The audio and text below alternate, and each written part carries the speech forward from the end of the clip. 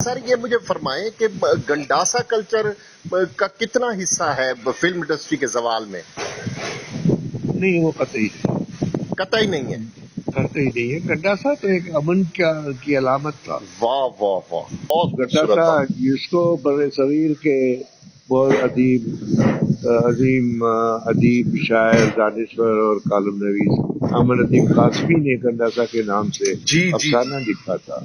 بالکل. اور وہ ایک اپنے غیرت کا نشان ہے گنڈاسا پنجاب کا.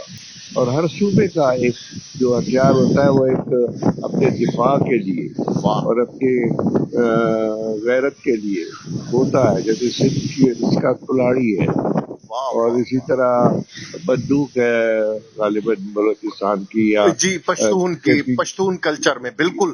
یا کے پی کے کی تلوار ہے. جی اس جی طرح جی ہوتا ہے.